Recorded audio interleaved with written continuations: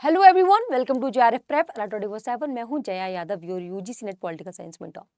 आज का ये सेशन काफ़ी ज़्यादा खास है, जैसे कि आपको दिख रहा होगा। यहाँ मैं बात करने वाली हूँ 6 मंथ स्ट्रैटेजी की।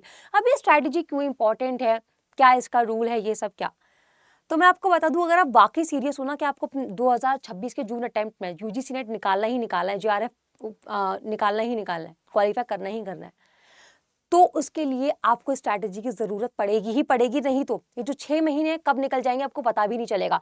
ना ही आपका सिलेबस कंप्लीट हो पाएगा, ना ही आप मॉक्स की प्रैक्टिस कर पाओगे, पेपर प्रैक्टिस कर पाओगे, जो कि सबसे ज़्यादा इंपॉर्टेंट है एग्जाम को क्वालिफाई करने में, ना ही रिवीजन लगा पाओगे। तो इसीलिए एक स्ट्रैटेजी मैं आपसे शेयर कर रही हूँ। ट्रस्ट मी, अगर आपने ये स्ट्रैटेजी फॉलो कर ली ना, देखना आपकी जो प्रिपरेशन है कितनी ज़्यादा ईजी हो जाएगी, अगर आप डिसिप्लिन से फॉलो करोगे तो। ओके, आगे बढ़ने से पहले मैं आपको बता दूं, ये मेरा टेलीग्राम ग्रुप है। यहाँ पे मैंने ऑलरेडी तैयारी शुरू करवा दी है। यहाँ पे इंपॉर्टेंट नोट्स पीडीएफ्स तो मैं शेयर करती हूँ, पर यहाँ पे ऑलरेडी 2 जून 2026 के लिए फैक्ट बेस्ड क्वेश्चंस मैं ड्रॉप करने लगी हूँ, क्योंकि अभी करंट का ट्रेंड देखे तो आप एनटीए ज़्यादातर फैक्ट बेस्ड क्वेश्चंस ही पूछता है। तो फटाफट से जाके इस टेलीग्राम ग्रुप को ज्वाइन कर लो, क्योंकि यहाँ पे बहुत सारे फैक्ट्स आपके कवर होने वाले हैं जून 2026 तक, जिससे कि लास्ट टाइम पे आप पे ज़्यादा प्रेशर नहीं बनेगा। चलो, एक और चीज़, मैं काफ़ी ज़्यादा एक्साइटेड हूँ, क्योंकि 27 जनवरी 2026 से आरंभ बैच में लेके आ रही हूँ, जिस पर ऑलरेडी डिस्काउंट चल रहा है 4795। और भी ज़्यादा डिस्काउंट पाने के लिए आप मेरा कूपन कोड जो कि YT53 है, इसको आप अप्लाई करो, जिससे कि आपको और भी डिस्काउंट मिल जाएगा। इस कूपन कोड को मैं इस सेशन के बाद में लगा के दिखाऊंगी कि कैसे आपको और डिस्काउंट लेना है।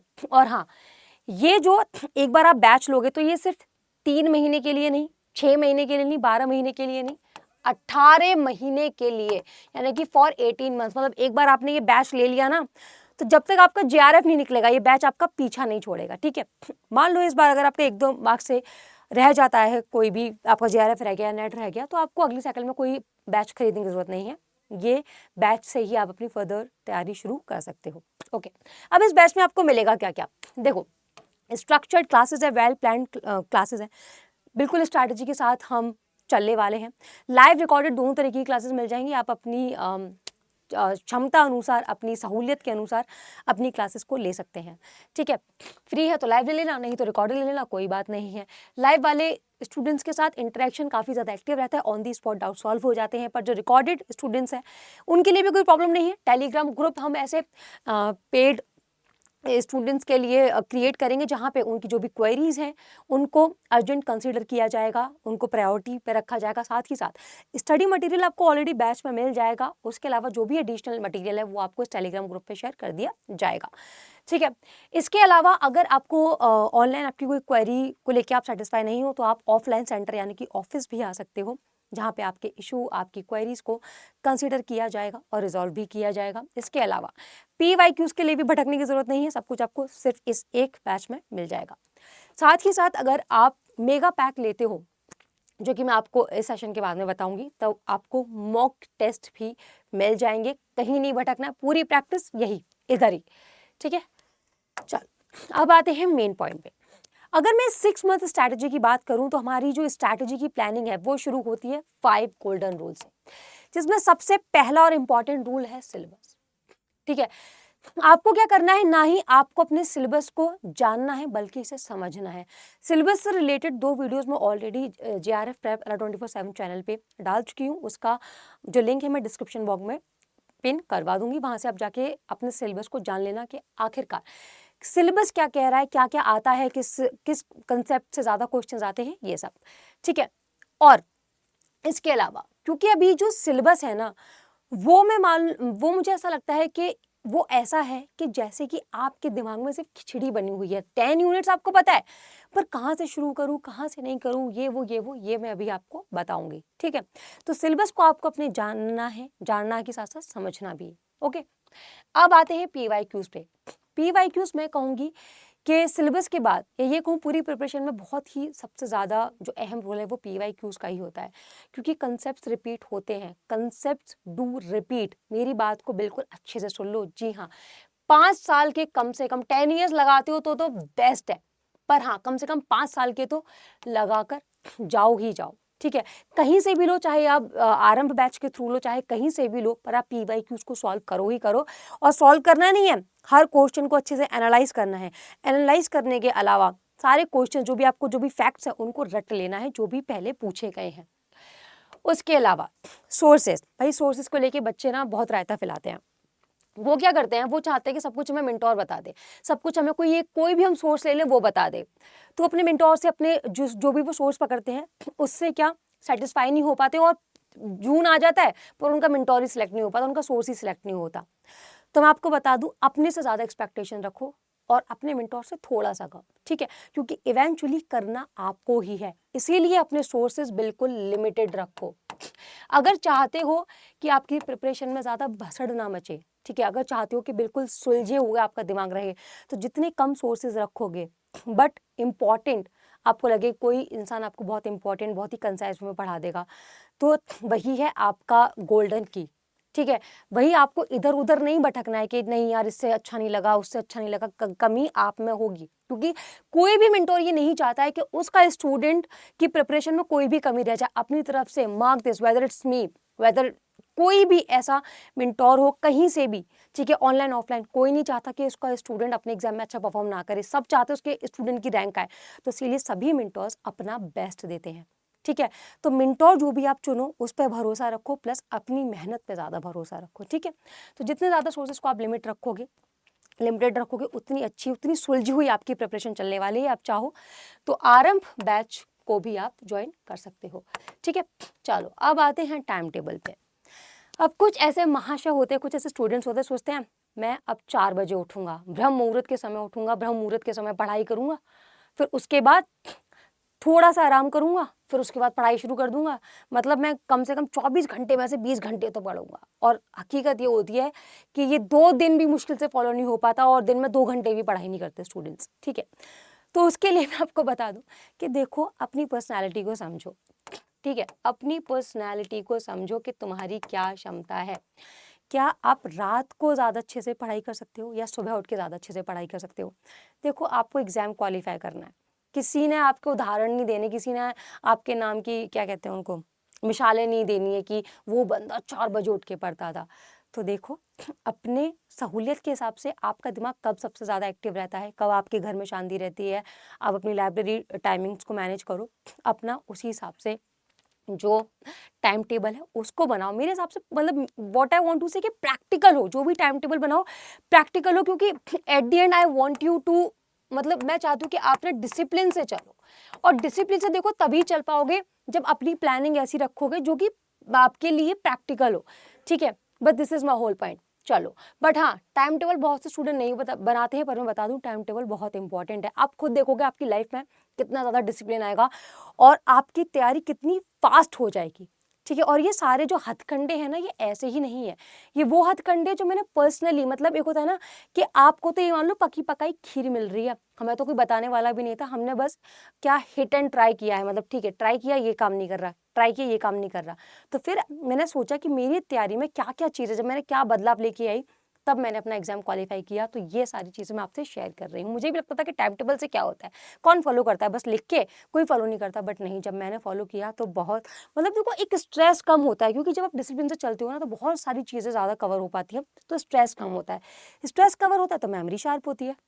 चलो अब आते हैं रिविजन पे। रिवीजन एक वो पॉइंट है जिसके बिना आपकी पूरी प्रिपरेशन ये मान लो अधूरी है। ये सारे जो चारों चीज़ें आप अपनाओगे सब पे पानी फिर जाएगा अगर आप रिवीजन अच्छे से नहीं करोगे। और रिवीजन करने की भी एक कला है, मैं आपको बताती हूँ। देखो आपने आंख बंद करके रिवीजन नहीं करना है, या फिर आपको एंड टाइम पे, मैं बिल्कुल बोलती हूँ नो एंड टाइम रिवीजन, ठीक है, नो एंड टाइम रिवीजन। अब देखो मैं ऐसा क्यों बोलती हूँ, जो रिवीजन है ना वो एंड टाइम के लिए नहीं छोड़ना है, आपको पूरा एंड टाइम के ऊपर रिवीजन नहीं छोड़ना है। आपको रिवीजन पता है कैसे लगाना है, आपने रिवीजन लगाना है कि जो भी आपने पढ़ लिया है, ठीक है, जो भी आपने एक दिन पढ़ लिया है उसको नेक्स्ट डे जरूर फॉलो करना है, ठीक है, नेक्स्ट डे उसको उसका रिवीजन जरूर लगाना है, ठीक है। नेक्स्ट डे हो गया, ऐसे ऐसे करके जब आपका वीकेंड आ जाएगा, या फिर आप सैटरडे संडे चुन लो, ठीक है, या फिर सिर्फ आप संडे संडे चुन लो, जिसमें जो भी आपके पूरे हफ्ते का होगा।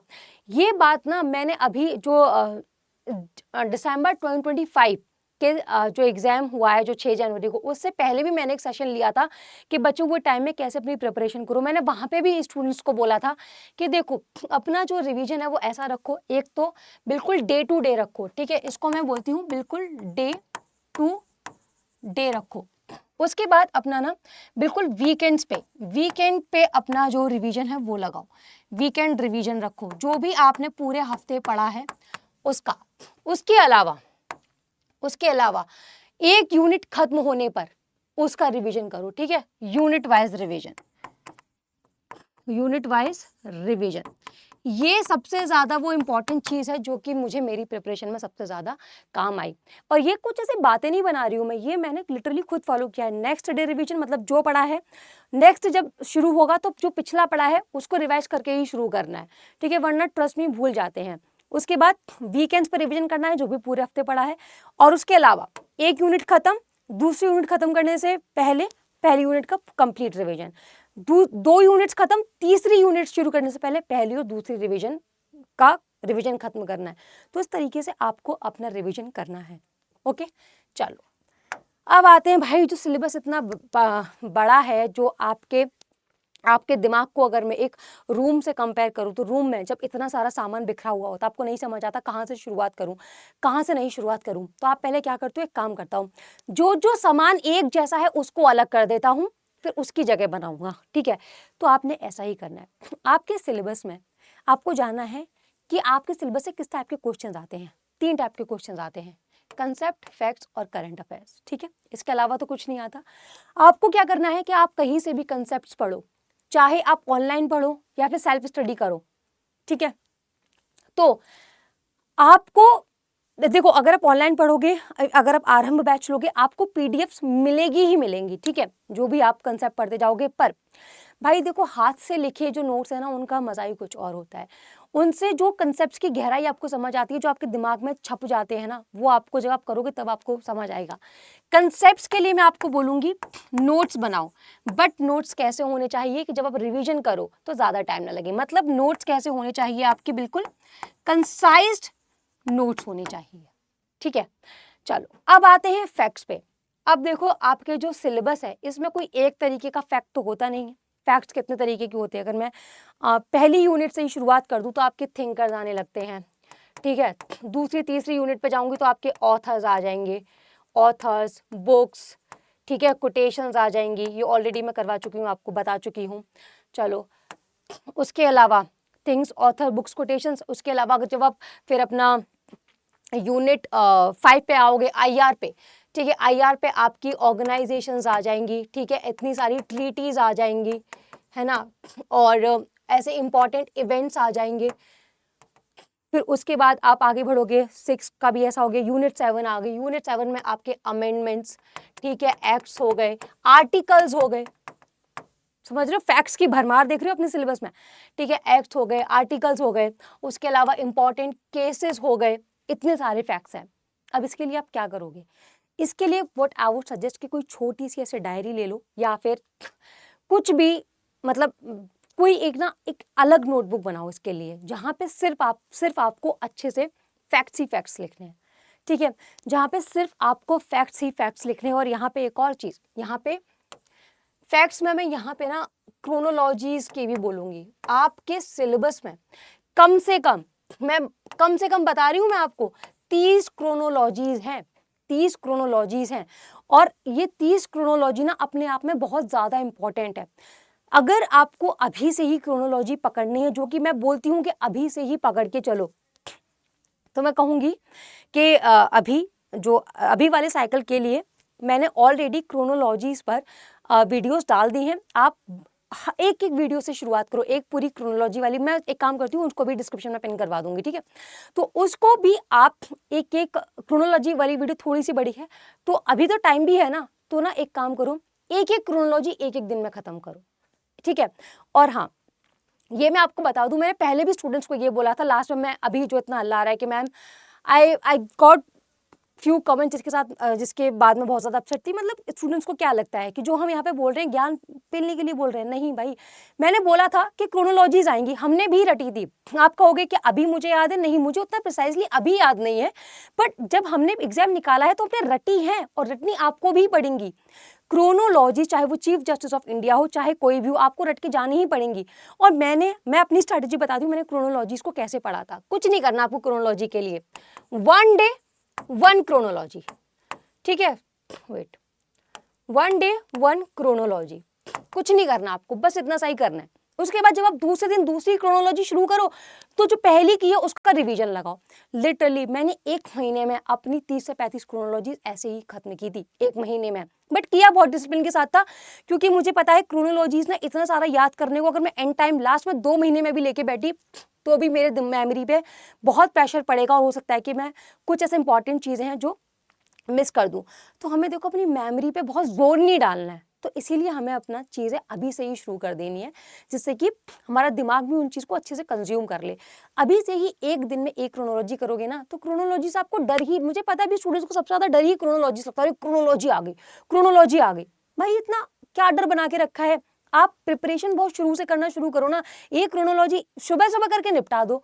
एक बात बताओ, कोई भी क्रोनोलॉजी में अगर मैं चीफ जस्टिस ऑफ इंडिया रख दूं तो ज़्यादा से ज़्यादा 25 नाम होंगे, ठीक है, वो भी शायद से इलेक्शन कमीशन ऑफ इंडिया में ज़्यादा नाम है, बल्कि सब में इतना नहीं है। आप 20-25 नाम एक दिन में एक लाइन के साथ याद कर सकते हो, ऐसा नहीं है कि बहुत ज़्यादा टफ है। एक दिन में एक लिस्ट याद करो, दूसरे दिन दूसरी, पहली वाली को रिवीजन खत्म करके, ठीक है।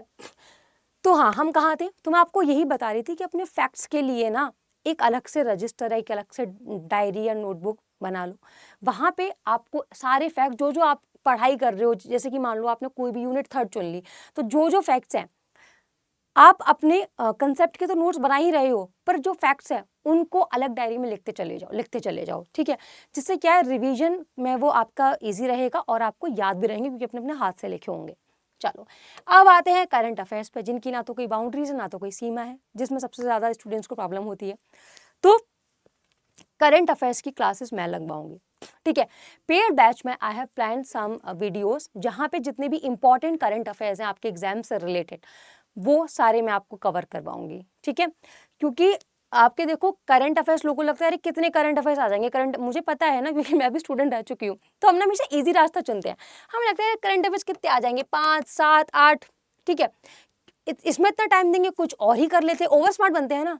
पर जो आपका फर्क होता है ना नेट और जेआरएफ का, ये आपके एक एक क्वेश्चन से डिसाइड होता है, ठीक है। तो इसीलिए अपनी करंट अफेयर्स की जो प्रिपरेशन है उसको आपने छोड़ के नहीं जाना है।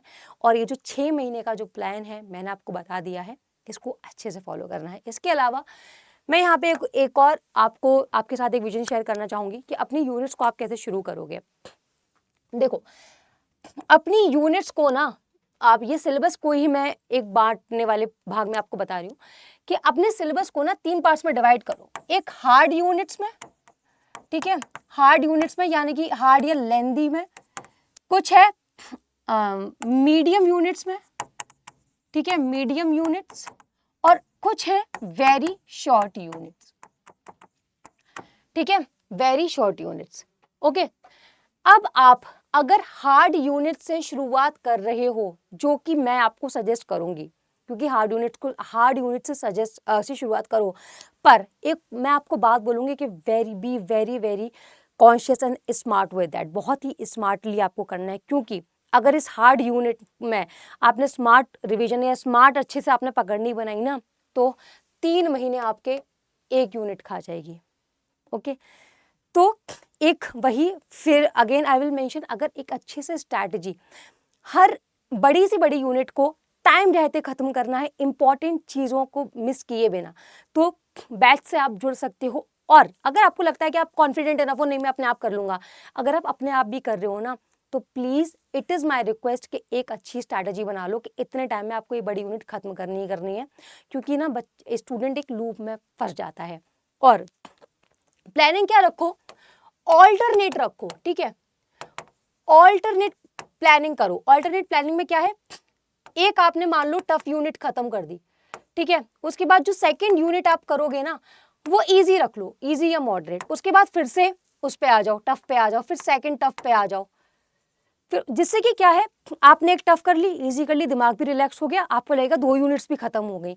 मान लो अगर आप 1 यूनिट में ही आपने 30 दिन में खत्म कर पाई, उसके बाद सेकंड यूनिट जो शुरू करी और उसमें भी 2 महीने लगा दिए, तो आपको लगेगा यार अभी तक सिर्फ 2 ही यूनिट्स खत्म हुई हैं और मतलब सिलेबस तो अभी यूनिट्स तो बहुत सारी कवर करनी है। तो इसीलिए एक टफ यूनिट को खत्म करने के बाद एक इजी या छोटी यूनिट उठा लो, फिर उसके बाद एक टफ उठा लो, फिर उसके बाद एक छोटी उठा लो, जिससे कि क्या है, आपको लगेगा कि आपकी काफी सारी यूनिट्स कवर हो चुकी है और एक कॉन्फिडेंट आएगा, आप स्ट्रेस नहीं होगे तो आपकी प्रिपरेशन अच्छी चलेगी। तो ये रही मेरे हिसाब से, ये मेरा विजन है, ये मेरी इंसाइट है जो मैंने आपके साथ शेयर करी। बाकी जैसा आपको क्या और इसमें सुझाव है प्लीज कॉमेंट सेक्शन में बता देना। इसके अलावा चलो अब मैं आपको बता देती हूँ कि किस तरीके से आपको आपका जो आरंभ बैच जो शुरू होने वाला है 27 से, उसको खरीदना है, कैसे उस पर आपको कूपन लगा के और भी डिस्काउंट लेना है। आपको ऑर्डर 24/7 गूगल पर टाइप करना है, उसके बाद पहला ही लिंक, चलो मैं करके ही दिखा देती हूँ, ठीक है। देखो गूगल पे आपने ऑर्डर 24/7 टाइप करना है, जो पहला ही लिंक है अड्डा की साइट का, उसको आपको ओपन करना है। उसके बाद ऑल कोर्सेज पर जाना है, ऑल कोर्सेज के बाद इधर गवर्नमेंट जॉब एग्जाम्स आ जाएंगे, इधर सारे एग्जाम्स है, बैंकिंग, एसएससी, रेलवे, टीचिंग, यहाँ मिल जाएगा आपको यूजीसी। यूजीसी के बाद आपको जाना है इधर जेआरएफ प्रेप पे, ध्यान रखना, ठीक है। जेआरएफ प्रेप पे जैसे ही आप जाओगे, इधर आपको मेरे बैचेस दिख जाएंगे। आरंभ बैच जो कि 27 से शुरू होने वाला है, ये सिर्फ पेपर 2 के लिए है। अगर कंप्लीट प्रिपरेशन चाहते हो पेपर 1 और पेपर 2 दोनों के लिए, तो मेगा सिलेक्शन पैक को तुरंत बाय कर लो। दोनों ही बैचेस में, ये अड्डा में जितने भी बैचेस, अगर आप मेरा कूपन कोड यूज करते हो, आपको देखो सब पे एक्स्ट्रा डिस्काउंट मिल जाएगा, ठीक है भाई, स्टूडेंट्स हो मेरे, डिस्काउंट तो दिलाना पड़ेगा ना, ठीक है। तो सारे ही आपको जो भी आप बाय करना चाहो YT53 लगाओ, एक्स्ट्रा डिस्काउंट मिल जाएगा आपको, ठीक है। चलो अब हम बात करते हैं कि कैसे आपको, मान लो आपको आरंभ बैच खरीदना है, तो आपको आरंभ बैच पर टच करना है। उसके बाद यहाँ पे बाय नाउ पे जाना है। बाय नाउ करेंगे, यहाँ पे आपका कूपन कोड डालने का जो ये कॉलम है वो आ जाएगा, यहाँ पे आपको डालना है YT53। अप्लाई करते ही जो 4,795 थे, ये रहेगी सिर्फ 4,359 रुपए, ठीक है। तो एक्स्ट्रा डिस्काउंट आपको मिल जाएगा। मेगा सिलेक्शन पैक पे भी ऐसे YT53 डाल देना, वहां आपको एक्स्ट्रा डिस्काउंट मिल जाएगा। ये सारे पेमेंट मेथड है, credit card, net banking, UPI और EMI भी ऑप्शन है, तो मतलब साथ में बर्डन नहीं पड़ेगा इन एनी केस अगर कोई भी ऐसे प्रॉब्लम है आपको तो ये है पूरा तरीका। आपका पूरा 6 मंथ्स में आपकी मेरी तरफ से पूरी हेल्प रहेगी। आप और मैं मिलके पक्का इस बार आपके सपने को बिल्कुल पूरा बनाएंगे। Thank you.